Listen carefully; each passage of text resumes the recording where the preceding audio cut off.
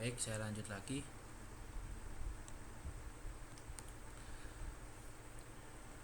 Komputasi awan dimungkinkan karena adanya pusat data. Pusat data adalah fasilitas yang digunakan untuk menampung sistem komputer dan komponen terkait. Pusat data dapat menempati satu ruang di sebuah gedung, satu lantai atau lebih, atau seluruh gedung seukuran gudang.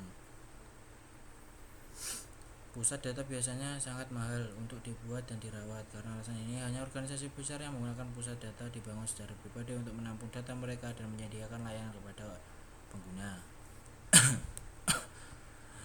Demi keamanan, keandalan, dan toleransi kesalahan, penyedia cloud seringkali menyimpan data di pusat data terdistribusi, alih-alih menyimpan semua data seseorang atau organisasi di pusat data. Data tersebut disimpan di beberapa pusat data di lokasi yang berbeda. Ada 4 jenis awan. Maksudnya ada 4 jenis utama cloud: cloud publik, cloud pribadi, cloud hibrida, cloud komunitas, dan seperti yang ada di tabel berikut sudah lengkap dengan keterangannya. Bisa di pause jika ingin melihat. Seperti ini, ada awan publik, awan pribadi, awan hibrida, awan komunitas, atau bisa disebut cloud. Mohon maaf ini karena menggunakan translator jadi sedikit kurang baik dalam pengertiannya. Selanjutnya yaitu tren teknologi di rumah. Tren jaringan tidak hanya mempengaruhi cara kita berkomunikasi di tempat kerja dan sekolah, tetapi juga mengubah banyak aspek di rumah. Teknologi rumah pintar terintegrasi ke dalam peralatan sehari-hari yang kemudian dapat terhubung dengan perangkat lain untuk membuat peralatan lebih pintar atau otomatis. Misalnya, Anda dapat menyiapkan makanan dan menaruh di oven untuk dimasak sebelum meninggalkan rumah pada hari itu. Anda memprogram oven pintar Anda untuk makanan yang ingin Anda masak. Oven itu juga akan terhubung ke kalender acara Anda sehingga dapat menentukan jam berapa Anda harus tersedia untuk makan dan menyesuaikan waktu mulai dari lama memasak sesuai dengan itu. Oven itu bahkan dapat menyesuaikan waktu memasak dan suhu berdasarkan perubahan jadwal. Selanjutnya adalah jaringan power line. Jaringan power line untuk jaringan rumah menggunakan kabel listrik yang ada untuk menghubungkan perangkat seperti yang ditunjukkan pada gambar.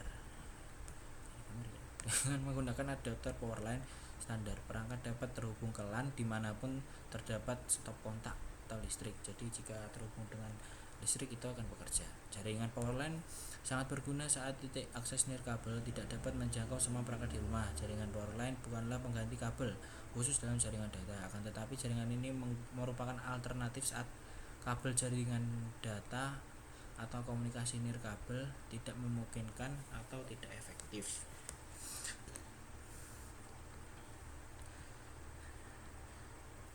Selanjutnya adalah pita lebar nirkabel. Penyedia layanan internet nirkabel. Penyedia layanan internet nirkabel atau WISP adalah ISP yang menghubungkan pelanggan ke titik akses atau hotspot yang ditentukan menggunakan teknologi nirkabel serupa yang ditemukan di jaringan area lokal nirkabel WLAN rumah. WISP lebih umum ditemukan di lingkungan pedesaan, tempat layanan DSL atau kabel tidak tersedia. Meskipun menara transmisi terpisah dapat dipasang untuk antena. Biasanya antena dipasang pada bangunan tinggi yang sudah ada seperti menara air atau menara radio. Parabola atau antena kecil dipasang di atap rumah pelanggan dalam jangkauan pemancar WISP. Unit akses pelanggan terhubung ke jaringan kabel di dalam rumah. Dari perspektif pengguna rumah, pengaturannya tidak jauh berbeda dengan layanan DSL atau kabel. Perbedaan utamanya adalah bahwa koneksi dari rumah ke ISP bersifat nirkabel, bukan kabel fisik. Seperti gambar ini untuk sistem WISP. Selanjutnya yaitu adalah soal, kita lanjut saja ke keamanan jaringan.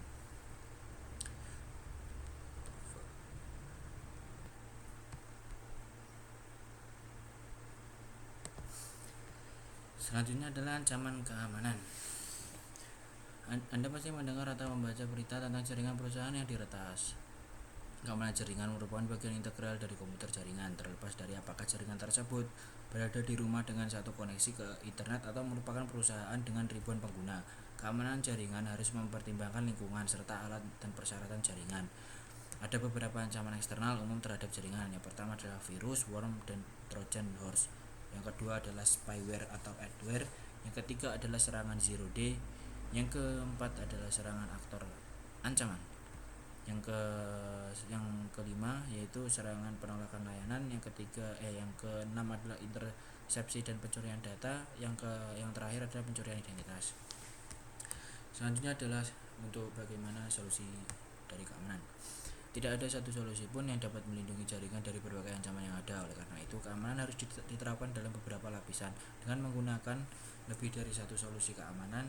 Jika satu komponen keamanan gagal mengidentifikasi dan melindungi jaringan, komponen lain mungkin berhasil. Implementasi keamanan jaringan rumah biasanya cukup mendasar. Biasanya Anda menerapkan pada perangkat akhir serta pada titik koneksi di internet, dan bahkan dapat mengandalkan layanan yang dikontrak dari ISP. Berikut adalah komponen keamanan. Yang pertama adalah antivirus dan anti-spyware, dan yang kedua adalah penyaringan firewall. Sebaliknya, implementasi keamanan jaringan untuk jaringan perusahaan biasanya terdiri dari banyak komponen yang dibangun ke dalam jaringan untuk memantau dan menyaring lalu lintas. Jaringan yang lebih besar dan jaringan perusahaan menggunakan antivirus, anti-spyware, dan penyaringan firewall, tetapi mereka juga memiliki persyaratan keamanan lainnya. Yang pertama adalah sistem firewall khusus, yang kedua adalah daftar kontrol akses, yang ketiga adalah sistem pencegahan virus, yang keempat adalah jaringan privat virtual. Persyaratan keamanan jaringan yang harus dipertimbangkan jaringan harus mempertimbangkan lingkungan serta berbagai aplikasi dan persyaratan komputasi baik di lingkungan rumah maupun bisnis. Selanjutnya adalah 1.9.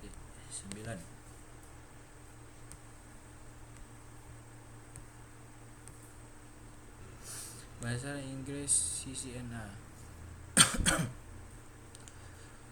Sebagai mahasiswa Netacat, Anda mungkin juga bergerak di bidang TI atau masih belajar untuk mempersiapkan diri Anda.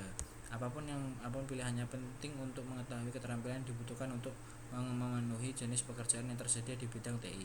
Peran dan keterampilan yang dibutuhkan oleh teknisi jaringan terus berkembang dan menjadi lebih penting dari sebelumnya. Sertifikasi Cisco Certified Network Association atau CCNA menunjukkan bahwa Anda memiliki pengetahuan tentang teknologi dasar dan memastikan Anda tetap relevan dan dengan keahlian yang dibutuhkan untuk menghadapi teknologi generasi mendatang.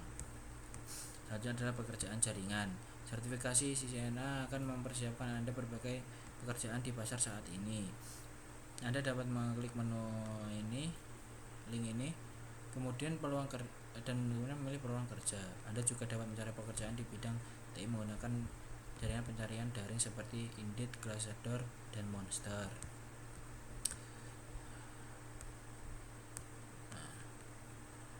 Ini untuk yang ke-10 adalah modul.